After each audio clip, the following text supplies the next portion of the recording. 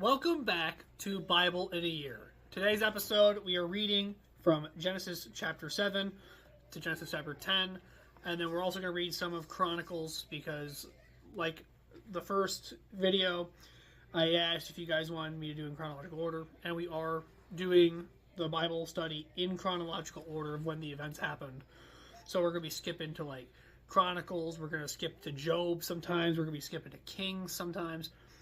So in this episode, we are going to be skipping over to Chronicles. But without further ado, let's get into the Bible reading. So, chapter 7, verse 1. Then the Lord God said to Noah, "Come into the ark, and all your household, because I have seen that you are righteous before me in this generation." What God is saying there is, come into the ark. So the ark is already built at this point, and God is actually in the ark with Noah. Hence, he says, come into the ark. So if I wasn't at my house, and I was inviting my friend over, I would say, "Oh, can you go over to my house real quick? I'll be right there in like 5 minutes." But God says, come into the ark, which means he's in the ark. So this means the entire time Noah has the flood problems, and he has to deal with the flood, God is with him the entire time. Verse 2 says, "You shall take with you 7 each of every clean animal, a male and his female, 2 each of animals that are unclean, a male and his female, also 7 each of birds of the air, male and female, to keep the species alive on the face of all the earth. For after 7 more days, I will cause it to rain on the earth 40 days and 40 nights. And I will destroy from the face of the earth all living things that I have made." So for extra context, this is God making it rain for the first time ever.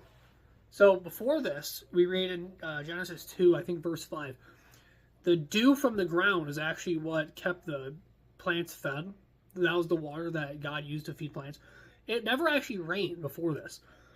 And it's going to mention, I think it's going to mention sometime later in this chapter, that he's going to use the water in the firmament to flood the earth. Verse 5, "And Noah did according to all that the Lord commanded him." Noah was 600 years old when the flood waters were on the earth. So Noah and his sons, his wife, and his sons' wives went onto the ark because of the waters of the flood. Of clean animals, of animals that were unclean, of birds, and of everything that creeps on the earth. 2 by 2 went into the ark to Noah, male and female, as God had commanded Noah. So God is calling Noah and all of his family to go onto the ark before he drops all of the water on the earth, killing many and every person besides Noah and his family. God's calling them, get on the ark. I'm about to make it rain. Get all the animals, wait there. So they're currently, right now, what they're doing is they're waiting at the ark, and they're waiting for God's further instruction. "And it came to pass after 7 days that the waters of the flood were on the earth. In the 600th year of Noah's life, in the 2nd month, the 17th day of the month, on that day, all the fountains of the great deep were broken, and the windows of heaven were broken." So right there, what that's talking about is that's talking about the firmament. So the firmament gets opened, and all of the water that was above the earth, the water that was separated from the waters of the earth, is all now released into the earth. They are released onto the earth. So the process of the water coming onto the earth takes 40 days and 40 nights. So it took 40 days and 40 nights for all the water that was in above the earth to take and cover the earth. It took 40 days and 40 nights for that to happen. Verse 12. And the rain was on the earth 40 days and 40 nights. On the very same day, Noah and Noah's sons, Shem, Ham, and Japheth, and Noah's wife, and the 3 wives of his sons with them entered the ark. They and every beast after its kind, all cattle after its kind, every creeping thing that creeps on the earth after its kind, every bird of every sort. And then went into the ark to Noah, 2 by 2 of all flesh, in which is the breath of life. So now you can kind of picture this. All the animals are slowly entering onto the ark. They're slowly making their way onto the ark. The birds are flying above. It's kind of like the Evan Almighty movie. You kind of see that. You kind of see it in that movie, how it would have been. So those that entered, male and female of all flesh, went in as God commanded him. And the Lord shut him in. So now this is final. It's going to happen. There's going to be a flood at this point. And then Noah and his family are going to be stuck on this ark for the next 40 days, or for the next 150 days. They're going to be on this ark. That's going to be their home. And they can't get off of it because it's going to be too dangerous. And basically, they got to trust God. It shows that Noah trusts God so much because he's only on like a 300 cubit boat.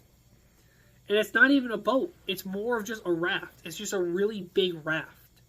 Because they can't sail anywhere with it. They can't row it anywhere. It's literally just... It's just enough so it can float. And we get to really see Noah's... What we get to really see here is that Noah really trusts God. He doesn't care. He'll do whatever God asks him to do. When it comes to trust, little children trust whatever adults say, no matter what. And then as you get older, you're like, okay, adults are stupid. Well, Noah is like a little child trusting God. And when it comes to trusting God, he's like a little kid. He just does whatever. Verse 17, now the flood was on the earth 40 days. The waters increased and lifted up the ark, and it rose high above the earth. The waters prevailed and greatly increased on the earth, and the ark moved about on the surface of the waters. So like I just said, they had no control over this boat. The boat literally did whatever physics made it do. Okay, any action has an equal and opposite reaction unless acted on by another force. That's literally what they're dealing with here. There's no control, there's no motor, there's no rowing, there's no sail. They're literally in a box. They're in this like huge boat, and they're just rocking everywhere. And it's just kind of, it's just super neat to think about that. Because usually when you think of the ark, you think, oh, it's a boat, they're going to sail with it. No, it was literally just a box of, it was a wooden box basically. And they were just like, just sitting there taking it. And the waters prevailed exceedingly on the earth, and all the high hills under the whole heaven were covered. The waters prevailed 15 cubits upward, and the mountains were covered. And all the flesh died that moved on the earth, birds and cattle and beasts and every kind of creeping thing that creeps on the earth, and every man. All in those nostrils it was the breath of the Spirit of life. All that was on dry land died, so he destroyed all living things which were on the face of the ground, both man and cattle, creeping thing and bird of the air. They were destroyed from the earth. Only Noah and those who were with him in the ark remained alive. And the waters prevailed on the earth 150 days. So what we're seeing here is we're seeing a new start to humanity. We got rid of all the people who weren't trusting God, who cared more about themselves and materialistic things. And now we're seeing people that only trust in God. Trust God so much that they would go on essentially a wooden box that they had no control over. They trusted God so much that they built an ark and just let God handle the rest. And this is now who humanity is ran by now. The rest of humanity, at least for now, is just people who are willing to trust God that much. Chapter 8 starts out, Then God remembered Noah and every living thing, and all the animals that were with him in the ark. And God made a wind to pass over the earth, and the waters subsided. The fountains of the deep and the windows of heaven were also stopped. And the rain from heaven was restrained, and the water receded continually from the earth, and the end of the 150 days the water decreased. Then the ark rested in the 7th month, the 17th day of the month, on the mountains of Ararat. What I find so cool about this is that Noah's Ark has actually been found. Not only did they find the imprint in Turkey, but we also have pieces of wood that are allegedly from the Ark. And carbon dating, as much as I'm not a big fan of carbon dating, and I think that carbon dating is a very flawed system of measurement, the pieces of wood carbon dated back 4,800 years, which would just about add up to the Noah's Ark story. It basically line up perfectly. And I just think that's kind of neat. Verse 5, And the waters decreased continually until the 10th month. In the 10th month, on the first day of the month, the tops of the mountains were seen. So it came to pass at the end of the 40 days that Noah opened the window of the ark which he had made. Then he was sent out a raven, which kept going to and fro until the waters had dried up from the earth.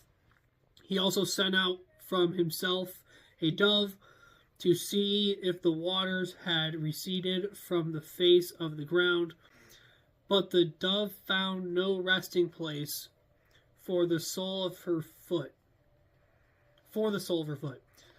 And she returned to the ark to him, for the waters were on the face of the whole earth.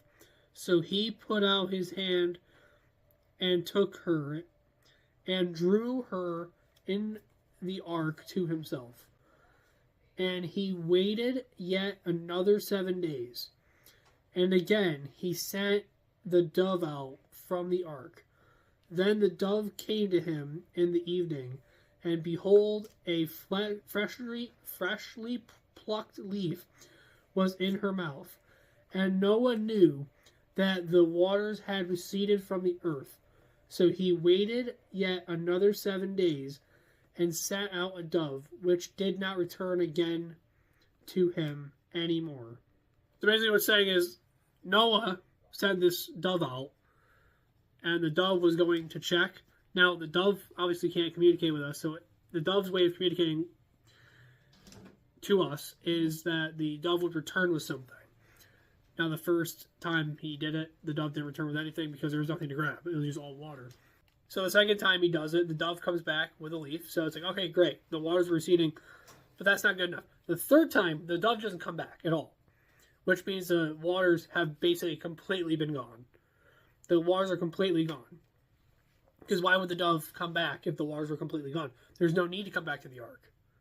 Verse 13, And it came to pass in the 601st year, in the first month, the first day of the month, that the waters were dried up from the earth. And Noah removed the covering of the ark and looked. And indeed the surface of the ground was dry. And in the 2nd month of the 27th day of the month, the earth was dried. Then God spoke to Noah, saying, Go out of the ark, you and your wife, and and your sons and your sons' wives with you. Bring out with you every living thing of all flesh that is with you, birds and cattle of every creeping thing that creeps on the earth, so that they may abound on the earth, and be fruitful and multiply on the earth. So Noah went out, and his sons and his wife and his sons' wives with him, every animal, every creeping thing, every bird, and whatever creeps on the earth, according to their families, went out of the ark. So we're seeing a new change. There's a new era. Now it's official that it's just godly people. It's just Noah and his family taking over and leading the world now. Now there's only 2 of every animal, except for maybe a few of the ones that Noah and his family may not have eaten. They had animals that were meant for eating, and they had other animals that were meant for sacrificial purposes. So besides those animals, the only animals that exist are the 2 of every animal that were brought on to repopulate the animal population.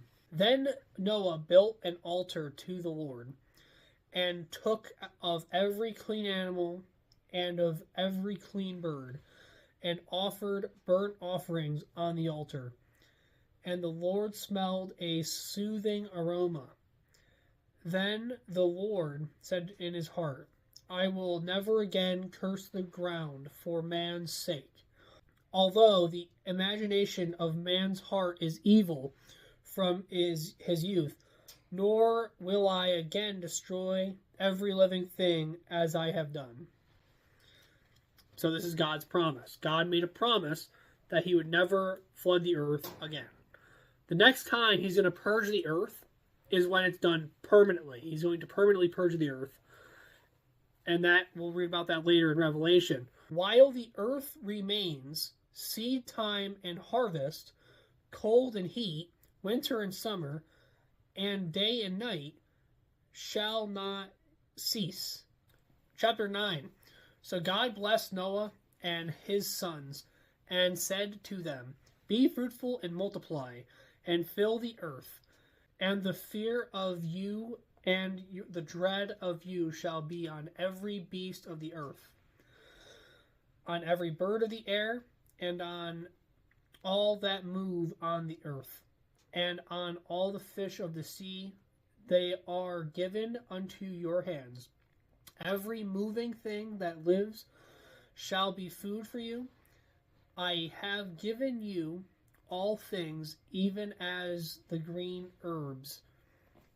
But you shall not eat flesh with its life, that is, its blood. Surely, for your lifeblood, I will demand a reckoning. From the hand of every beast I will require it, and from the hand of man, from the hand of every man's brother, I will require the life of man. Whoever sheds man's blood, by man his blood shall be shed. For the image of God he made man. And as for you, be fruitful and multiply. Bring forth abundantly in the earth and multiply in it. So we see here that God is saying that you're not allowed to murder people. Okay, if you murder people, the punishment for that is death. And then he's telling the people of the earth to repopulate the earth. Okay, be fruitful, multiply the earth, multiply on the earth, because they need to repopulate the earth now. Then God spoke to Noah and to his son with him, saying, And as for me, behold, I establish my covenant with you and with your descendants after you, and with every living creature that is with you, the birds, the cattle, and every beast of the earth with you, of all that go out of the ark, every beast of the earth. Thus I establish my covenant with you. Never again shall all flesh be cut off by the waters of the flood. Never again shall there be a flood to destroy the earth. And God said, This is a sign of the covenant which I made between me and you, and every living creature that is with you, for perpetual generations. I set my rainbow in the clouds. I set my rainbow in the cloud, and it shall be for a sign of the covenant between me and the earth. It shall be when I bring a cloud over the earth that the rainbow shall be seen in the cloud. So basically what it's saying here is the new covenant with God is that he's not going to flood the earth again. And with that new covenant, we get a symbolic sign. So God, the first time God made it rain was when the flood happened. And God's making a promise that the flood is never going to happen again. The flood happened after the first time it rained entirely. So anytime it rains, you see the rainbow. That's God's promise once again, saying it's never going to happen again. There's floods that are going to happen, but it's not going to flood the entire earth. So every time it rains, we get to see God's promise every single time. And every time it rains, God keeps his promise. Verse 15, And I will remember my covenant which is between me and you and every living creature of all flesh. The waters shall never again become a flood to destroy all flesh.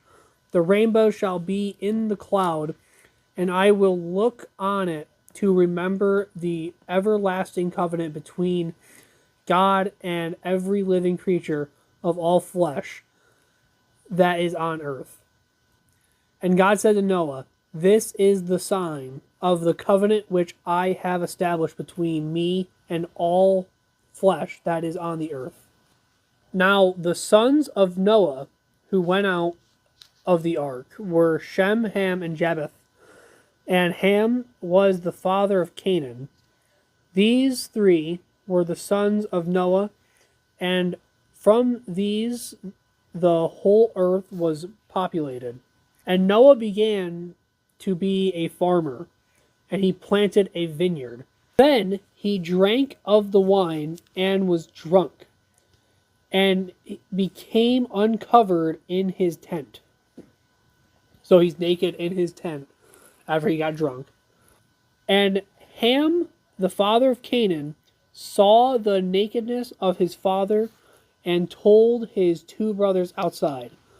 But Shem and Japheth took a garment, laid it on both of their shoulders, and went backward and covered the nakedness of their father. Their faces were turned away, and they did not see their father's nakedness. Noah awoke from his wine and knew what his younger son had done to him, and said, Then he said, Cursed be Canaan, a servant of servant, he shall be to his brethren. And he said, Blessed be the Lord, the God of Shem, and may Canaan be his servant. May God enlarge Japheth, and may he dwell in the tents of Shem, and may Canaan be his servant. And Noah lived after the flood 350 years. So all of the days Noah were 950 years, and he died. So now we're on Genesis chapter 10. It's another genealogy chapter. So to make it easier for both of us, I'm going to read off the genealogy and the names of everybody. However, I want to make this very clear. Genealogy chapters are very important. They might be boring and repetitive and whatever, but they are very important to read because at the end of every genealogy chapter is a very big biblical event. In Genesis 5 ended in the flood. So after Genesis 5, Genesis chapter 6 started the flood, and then Genesis chapter 7 we got to experience the flood. So at the end of every genealogy chapter is a big, huge Bible event. So you should always read the genealogy chapters. But to make this easier and more digestible, I'm just going to read off the names of the people. So this is the genealogy of Noah. So Noah had Shem, Ham, and Japheth. And then this is also the part where we start seeing the separation of nations. And I'm going to mix in the Book of Chronicles here. So it's just going to be mixed between... This whole part's going to be a mix between Genesis 10 and then Chronicles chapter 1, verse 8 to 23. Japheth had Gomer, Magog, Madai, Javin, Tubal, Meshech, and Tiras. Now, if I misspell or misspeak and say the name wrong, like I said in the last video, you can roast me in the comments. These names are hard to pronounce, and I can assure you, anybody who's read these names knows the struggle. Like, why couldn't they just give them normal names like Jerry and Jack? Like, Gomer had a son. So Gomer is Japheth's son. And Gomer had Ashkenaz, and then Riphath, and Togarmah. That's how you say that. Javin, who is another one of Japheth's sons, had Elisha, Tarshish, Kittim, and Dudanim. Ham, who is another son of Noah, had Cush, Mizraim, Put in Canaan. So Cush had Seba, Havilah, Sabta, Rama, Nimrod, which is an actual name, by the way, and Sabteka. Cush's son, Rama, had Sheba and Dedan.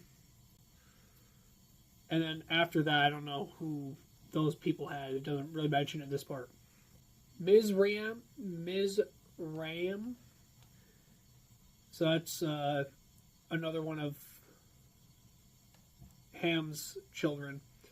Had Ludman and Anamim, Lehabim, Naphtuhim,